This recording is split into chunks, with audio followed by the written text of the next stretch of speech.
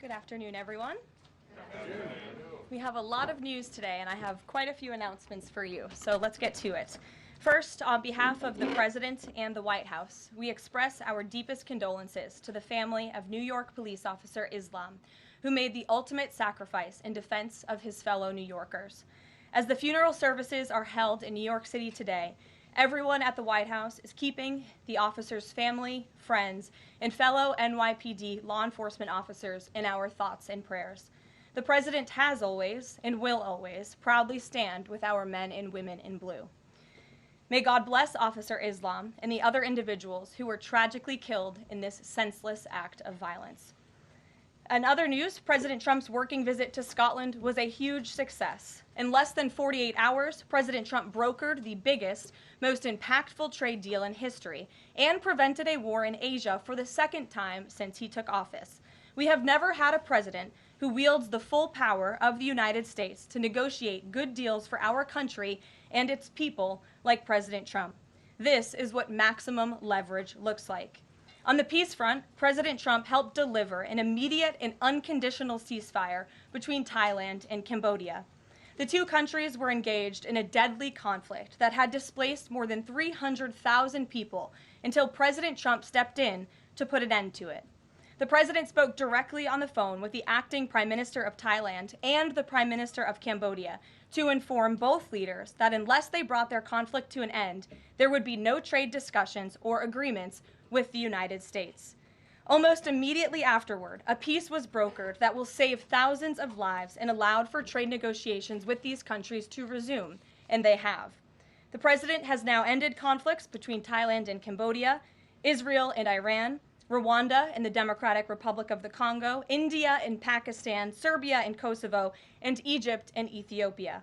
This means President Trump has brokered, on average, about one peace deal or ceasefire per month during his 6 months in office. It's well past time that President Trump was awarded the Nobel Peace Prize. I know the topic of Israel is on everyone's mind. I have an update from Special Envoy Steve Witkoff, who I got off the phone with this morning. Special Envoy Witkoff and Ambassador Huckabee had a very productive meeting with Prime Minister Netanyahu and other officials today in Israel on the topic of delivering much-needed food and aid to Gaza. President Trump is a humanitarian with a big heart, and that's why he sent Special Envoy Witkoff to the region in an effort to save lives and end this crisis. Tomorrow, Special Envoy Witkoff and Ambassador Huckabee will be traveling into Gaza to inspect the current distribution sites and secure a plan to deliver more food and meet with local Gazans to hear firsthand about this dire situation on the ground. The Special Envoy and the Ambassador will brief the President immediately after their visit to approve a final plan for food and aid distribution into the region, and we will provide more details for all of you once that plan is approved and agreed on by the President of the United States. On the trade front, the President secured a historic trade agreement with the European Union that puts America first and fundamentally strengthens the economic relationship between the two largest economies in the world. This deal delivers on two of President Trump's core promises on trade, supercharging America's manufacturing capacity and opening up foreign market access to American businesses. The deal guarantees that American businesses will have unprecedented levels of access to the European Union markets to export our American-made goods. Also, as part of this agreement, the EU will purchase $750 billion in U.S. energy to strengthen our energy dominance, reduce European reliance on adversarial sources, and narrow our trade deficit with the EU. The EU will also make new investments of $60 billion in the United States, in addition to the more than $100 billion the EU companies already invest in the U.S. every year. All of these massive purchases and investments will happen by the end of 2028. What we are watching is President Trump rebuilding the greatest economy in the history of the world and simultaneously proving the so-called economic experts wrong at every turn. Media pundits said a trade deal with the EU this monumental and beneficial to America would be impossible, but President Trump made it happen. The so-called economic experts repeatedly said that the American economy would be in a recession this summer. Well, summer is here, it's almost over, And that recession does not exist. Yesterday, in fact, real GDP growth in the second quarter increased at a 3.0% annual rate, significantly above expectations. President Trump's America First policies are driving economic growth, as he always said they would. And this growth is being driven by the private sector, not the government. Federal government spending fell for a second straight quarter, while real business fixed investment rose by nearly 2% following its first quarter surge. President Trump is right-sizing government spending, reversing the damage done by the Biden administration, and allowing the private sector to flourish. The same so-called experts claimed that President Trump's tariffs would spike inflation and hurt American consumers. But consumer spending growth just accelerated, and inflation remains right on track. For the past 5 straight months, core inflation has come in below market expectation and remains in line with the Fed's 2% inflation target. Meanwhile, customs and tariff revenues have already totaled more than $150 billion since President Trump took office, leading to the first June budget surplus in nearly a decade. Those revenues will skyrocket even further starting tomorrow when new reciprocal tariff rates take effect. President Trump is restoring America's economic sovereignty by reducing our reliance on foreign countries, boosting investment in the U.S. to the tune of trillions of dollars, and creating hundreds of thousands of high-paying jobs for the American people.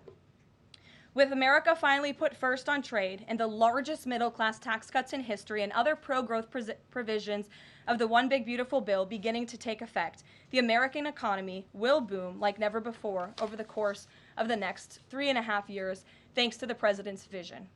Finally, as you all know, the president signed an executive order earlier this year to solve the problem of exorbitant pharmaceutical pricing.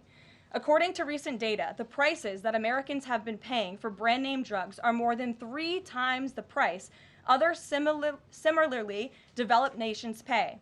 The president is determined to solve this problem and took further action today. He has signed 17 letters to pharmaceutical companies' CEOs. And I would like to read you one of these letters to the CEO of Eli Lilly. All of these letters will be provided to you following this briefing.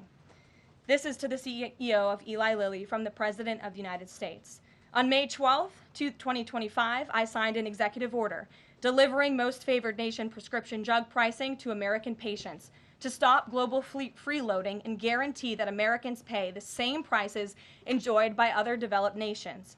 Right now, brand name drugs in the United States are up to 3 times higher on average than anywhere else for the identical medicines. This unacceptable burden on hardworking American families ends with my administration. Most proposals the Trump administration has received to resolve this critical issue promised more of the same, shifting blame and requesting policy changes that would result in billions of dollars in handouts to industry. Moving forward, the only thing I will accept from drug manufacturers is a commitment that provides American families immediate relief from the vastly inflated drug prices and an end to the free ride of American innovation by European and other developed nations. Accordingly, I'm calling on Eli Lilly and Company and every manufacturer doing business in our great country to take the following actions within the next 60 days. Extend the most favored nation pricing to Medicaid, guarantee most favored nation pricing for newly launched drugs, return increased revenues abroad to American patients and taxpayers, provide for direct purchasing at most favored nation pricing. The President's team, including Secretary Kennedy and Administrator Oz, stand ready to implement these terms. The President expects to further engage with them immediately in good faith to deliver relief for American families. Make no mistake, a collaborative effort towards achieving global pricing parity would be the most effective path for companies, the government, and American patients. But if you refuse to step up, we will deploy every tool in our arsenal to protect American families from continued abusive drug pricing practices. Americans are demanding lower drug prices, and they need them today. Other nations have been freeloading on U.S. innovation for far too long, and it is time they pay their fair share. I look forward to your binding commitments to each of these goals by September 29th, 2025, and my team stands ready to assist with implementation questions. Thank you for your immediate attention to this vital national priority. Signed, President Donald J. Trump. Again, to the CEO of Eli Lilly. This letter, in its form, has been designed for each of the 17 major drug and pharmaceutical companies in the United States, and we're happy to provide you the full list. And I believe you will see all 17 letters popping on Truth Social very shortly, so you can look out for those, and I'm happy to take any further questions. Before we get to questions, I do have one other announcement from the White House and from the President. We are proud to announce that the construction of the new White House ballroom will begin. For 150 years, presidents, administrations, and White House staff have longed for a large event space on the White House complex that can hold substantially more guests than currently allowed. President Trump has expressed his commitment to solving this problem on behalf of future administrations and the American people. The White House is one of the most beautiful and historic buildings in the world. Yet the White House is currently unable to host major functions, honoring world leaders in other countries without having to install a large and unsightly tent approximately 100 yards away from the main building's entrance. The White House State Ballroom will be a much-needed and exquisite addition of approximately 90,000 total square feet of innately designed and carefully crafted space with a seated capacity of 650 people, which is a significant increase from the 200-person seated capacity in the East Room of the White House. In recent weeks, President Trump has held several meetings with members of the White House staff, the National Park Service, the White House Military Office, and the United States Secret Service to discuss design features and planning. President Trump has chosen McCreary Architects as the lead architect, which is well known for their classical architectural design and based right here in our nation's capital. The construction team will be headed by Clark Construction, and the engineering team will be led by AECOM. The project will begin in September 2025, and it is expected to be completed long before the end of President Trump's term. President Trump and other donors have generously committed to donating the funds necessary to build this approximately $200 million structure. The United States Secret Service will provide the necessary security enhancements and modifications. The White House ballroom will be substantially separated from the main building of the White House, but at the same time, its theme and architectural heritage will be almost identical.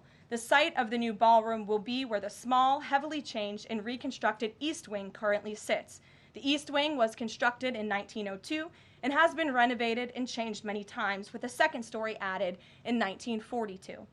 White House Chief of Staff Susie Wiles has provided the following statement. President Trump is a builder at heart and has an extraordinary eye for detail. The President and the Trump White House are fully committed to working with the appropriate organizations to preserve the special history of the White House while building a beautiful ballroom that can be enjoyed by future administrations and generations of Americans to come. In the White House, we will continue to provide the American public and all of you in the press with updates on this project at whitehouse.gov/visit. And if you go there shortly, you will be able to see renderings and visuals of what this ballroom will look like, both the exterior and the interior. I have provided some photos for all of you in the room today. This is the interior of the ballroom space. It's quite beautiful. And then this is the exterior of the ballroom space. As you can see, it will come off of the executive mansion as it sits today, and the East Wing will be modernized and renovated. We're happy to answer any further questions on that, Jennifer. Since you're so eager, I will go to you, but first, as always, I want to start with our new media seat, Ben Weingarten. Why don't you go ahead, Ben? Thank you. In light of the release, the declassification of the annex to the Durham report today, beyond any potential prosecutions, the outcomes of which will likely be uncertain, what does the President believe justice for Russiagate ought to entail? Might it include restitution for those whose lives were upended as a consequence of Russiagate, and perhaps a major reorganization of the national security apparatus? Well, I think a major organization of the national security apparatus, at least here at the White House within the National Security Council, has indeed taken place, and the President entrusts his current CIA director, John Ratcliffe, and our ODNI director, Tulsi Gabbard, to make the necessary changes to ensure classified intelligence, especially that could implement or hurt the national security of our country does not make its way into the hands of irresponsible actors who want to politicize that intelligence for their own end. Since you brought up the declassification report that was put out by Senator Grassley today, I'm glad you brought it up because this should be a story every outlet in this room should be covering. This is further evidence that Hillary Clinton approved the Russia hoax against President Trump. Her campaign financed it. Again, she approved it. And the FBI and the CIA were both weaponized to, as our director of CIA has said, accelerate this hoax against then candidate and former President Trump. To answer the heart of your question, the president wants to see justice served, and he trusts the Attorney General and the Department of Justice to implement that justice and hold these people accountable. One more question, briefly, Sure. if I may, on a totally different topic. There's been legislation reintroduced in the House and Senate on designating the Muslim Brotherhood as a terrorist organization. The Muslim Brotherhood is considered by many to be the fountainhead of Sunni Islamic supremacism from which Hamas and other groups have spawned, with a nexus to domestic organizations as well. Does the president support designating the Muslim Brotherhood as a terrorist organization?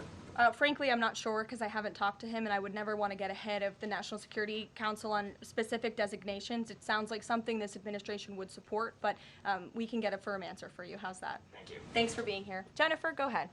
Eager beaver today. How much of the East Wing will be torn down? The entire East Wing or just parts of it? So the East Wing is going to be modernized. The necessary construction will take place. And for those who are housed in the East Wing, including the Office of the First Lady, the White House Military Office, the White House Visitors Offices, those offices will be temporarily relocated while the East Wing is being modernized.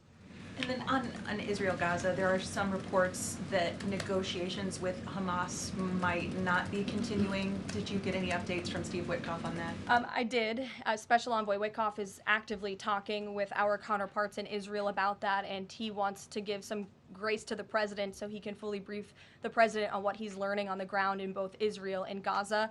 But the president put out a very strong statement on Truth Social this morning, which I'm sure you saw, and he said the quickest way to end this entire conflict, the humanitarian crisis that we've seen, and the crisis in Israel that of course started on October 7th when Hamas brutally kidnapped and raped innocent Israelis, that terrible terrorist attack, is for Hamas to surrender, to release all of the hostages, and to end this conflict. And that's what the president wants to see. He's made that very clear. But the special envoy will be in Gaza tomorrow, as I shared with you previously. Josh.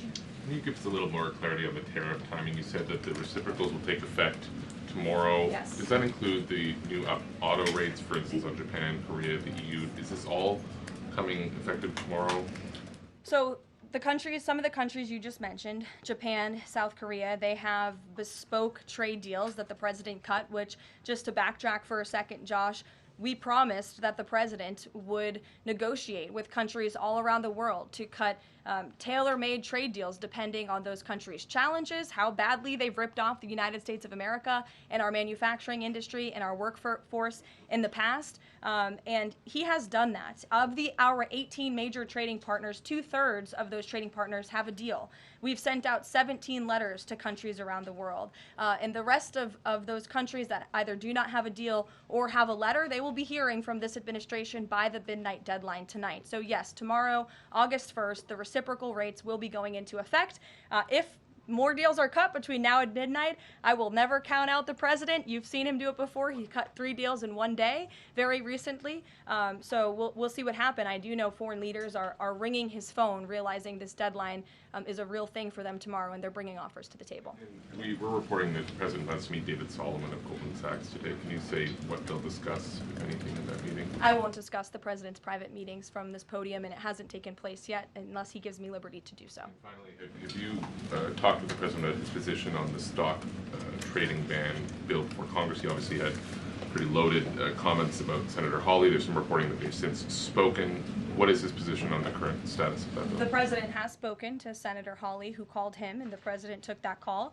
As the president said in the Roosevelt Room yesterday, conceptually, he of course supports the idea of ensuring that members of Congress and United States senators who are here for public service cannot enrich themselves. And the reason that this idea to put a ban on stock trading for members of Congress is even a thing is because of Nancy Pelosi. I mean, she is rightfully criticized because she makes, I think, $174,000 a year, yet she has a net worth of approximately $413 million. In 2024, Nancy Pelosi's stock portfolio, this was a fascinating statistic to me, grew 70% in 1 year in 2024, and her portfolio outperformed every single large hedge fund in that same year and even more than doubled the returns of Warren Buffett's Berkshire Hathaway. So I think the president stands with the American people on this. He doesn't want to see people like Nancy Pelosi enriching themselves off of public service and ripping off their constituents in the process. As for the mechanics of the legislation and how it will move forward, the White House continues to be in discussions with our friends on Capitol Hill. Emily, in a new seat today. Thanks, Karoline. I wanted to ask about this report that the president wants to host a G20 meeting at Trump Darrell. How is he going to do that considering all the preparations that have been going on in South Africa? And also, would that be seen as his businesses possibly profiting from hosting this kind of meeting? I would reject that premise entirely. We have announcements and details forthcoming on the G20, but my understanding is no firm announcement is ready to be made at this time. I did see the report, but we're not in a place to confirm it just yet. Michelle? Just on the tariffs, what are the logistics for imposing those? Does the president have to sign an executive order tonight? What's the timing on that? Yes, and he will be signing an executive order at some point this afternoon or later this evening. And as always, we'll keep you posted when that happens, and it will be released from our office. And there's some of these countries that have they all had contact with U.S. officials, or are there some countries that are going to get letters that have had no opportunity to negotiate with the United States? Well, there's a lot of countries that I know have reached out. I believe it's upwards of 200 countries around the world have reached out to the trade and tariff team. Of course, as I said previously and the president said, we're going to prioritize our key trading partners, which we have done. Like I said, of the 18, 2/3 of those we have cut these tailor-made deals with. But I do know that the trade team has been working around the clock to try to be in correspondence with as many countries as possible. But if they haven't heard from us yet, they will in the form of a letter or an executive order by midnight tonight. We'll go to the back. Sure, go ahead. In the back left. Thank you. Amanda, yes. Thank you very much. I have a ask about the U.S. Amanda, you can go on. U.S. and South Korea tariff negotiations. At the tariff negotiation between South Korea and the United States concluded yesterday. President Trump stated on his SNS, Truth Social, that he would announce the specific details of the investment in the United States at the South Korea United States Summit in 2 weeks. My question is this tariff negotiation a final agreement, or is further negotiation necessary? Well, yes, as you know, the president met with representatives of the Republic of South Korea here at the White House yesterday, and they did, in fact, reach a deal. And South Korea will pay a 15% tariff rate, including 15% on autos, while providing historic market access to American goods like autos and rice. Korea will purchase $100 billion in American energy by 2028. And the centerpiece of this deal is that South Korea has agreed to invest $350 billion at the president's direction to revitalize American industry. 90% of those profits will go to the United States government to help pay down our debt and for other matters at the president's choosing. So it was a very successful meeting yesterday. When is set up the further U.S.-South Korea summit day? I'll get you something on that. I don't have it at my fingertips. Okay, Amanda. Thank you, Caroline. There are a number of congressional Republicans who have raised the alarm about the fact that roughly 80% of pharmaceuticals are either manufactured or their precursors are manufactured in either China or India. There are some pieces of legislation, some recommendations, which include either onshoring, nearshoring, or friendshoring, those components of that. Do you know if the president intends to throw the weight of the executive behind that? I don't have any updates for you at this time. I do have an update on our EU trade deal. I stand corrected. It's not $60 billion in investments. It's $600 billion in investments. I want to make that very clear. And I personally watched the president behind closed doors with the European president in Scotland negotiating this deal. And he got the most juice out of that squeeze that he could. And he was constantly looking out for America's interests. So I just wanted to clarify that one point. Deanna. Thanks, Caroline. For the countries that don't have a deal yet, should we be looking at the April 2nd chart at all Or is he negotiating and talking about having a set tariff rate, 10%, 20%? Those discussions are taking place with the trade team today, and again, we'll provide further guidance with that executive order once it is signed, and the answer to that question will be in that executive order. Is he looking to provide any more extensions today after his phone call with Mexico? Is there any other conversations like that?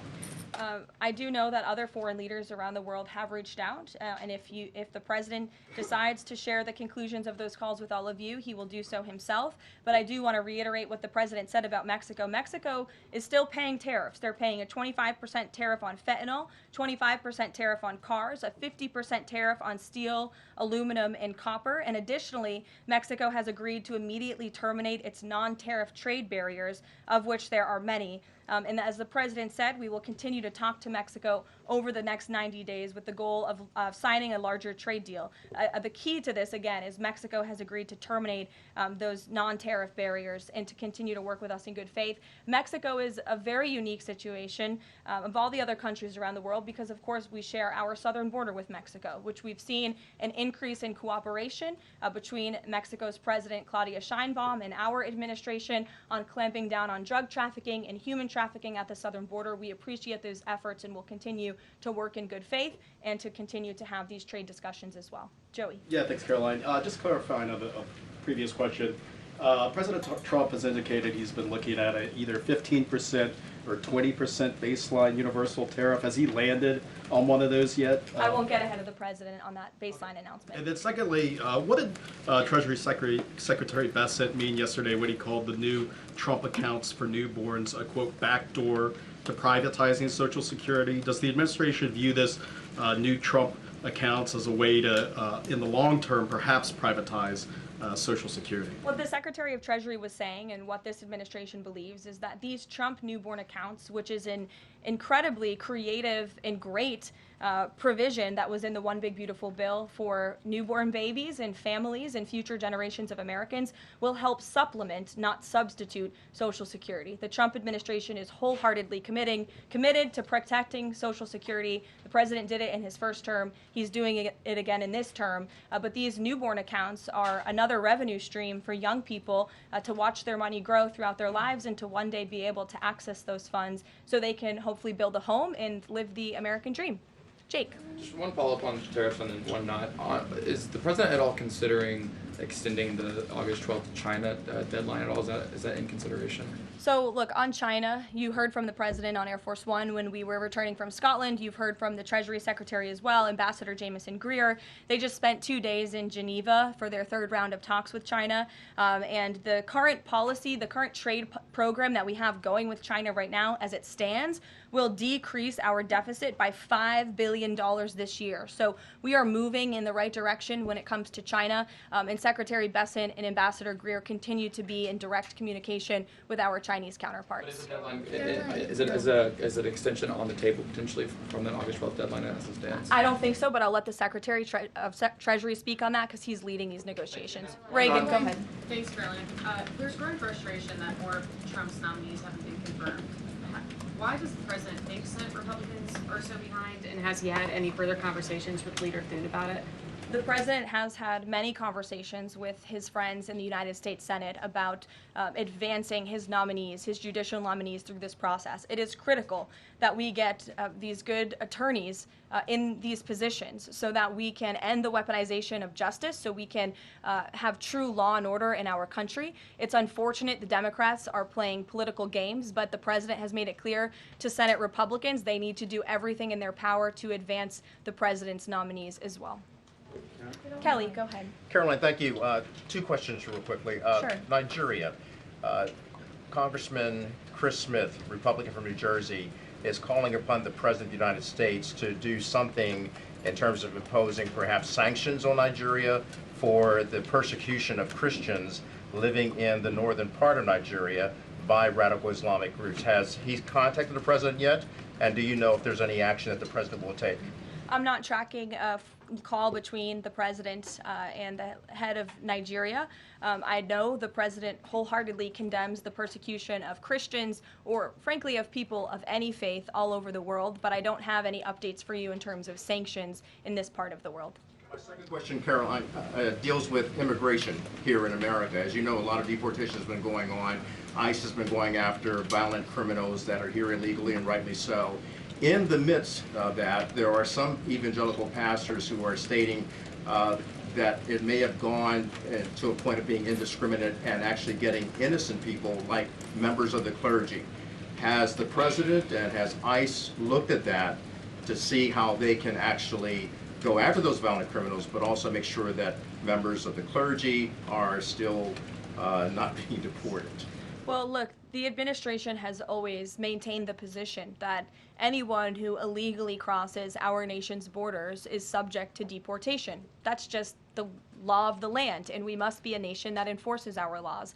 But the priority from ICE, of course, is to deport, detain, arrest, and remove violent illegal aliens and criminals from our country. And they have been doing that at the rate of thousands of illegal violent criminals every single week, especially in Democrat-run sanctuary cities where these illegal violent criminals have been given a safe haven and have essentially been immune from our nation's laws under the previous administration. That's not happening anymore because of this president and Secretary Noem in the Department of Homeland Security.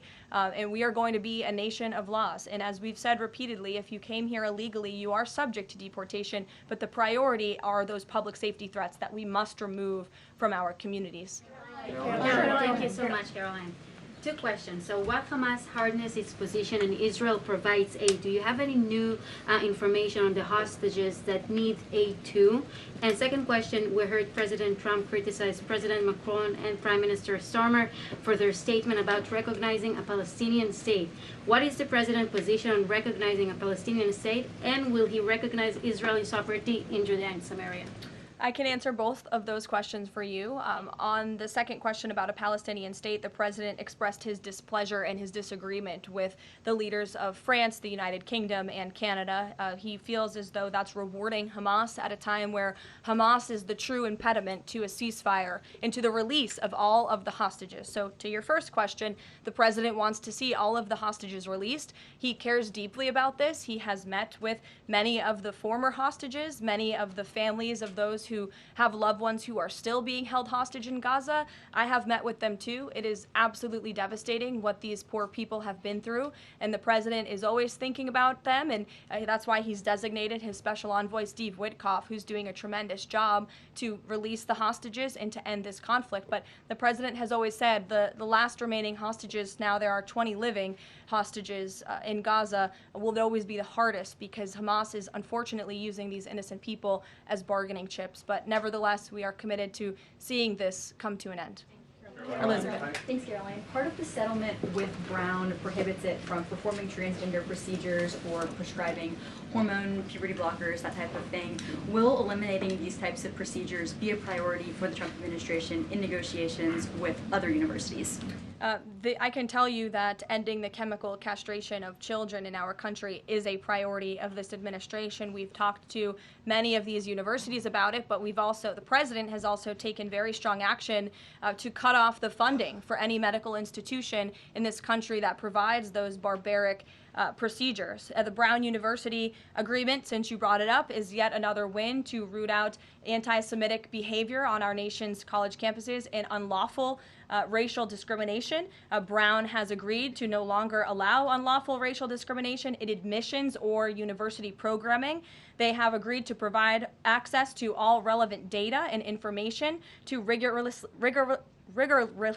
rigorously assess compliance with its commitment to merit-based admissions, and they will pay $50 million over 10 years to state workforce development organizations that comply with anti-discrimination laws, supporting regional economic growth and career opportunities. Brown will also adopt the definitions of male and female from President Trump's executive order, defending women and gender ideology extremism for women's sports, programming, facilities, and housing. Brown will no longer perform gender reassignment surgeries on minors or prescribe them puberty blockers or cross-sex hormones.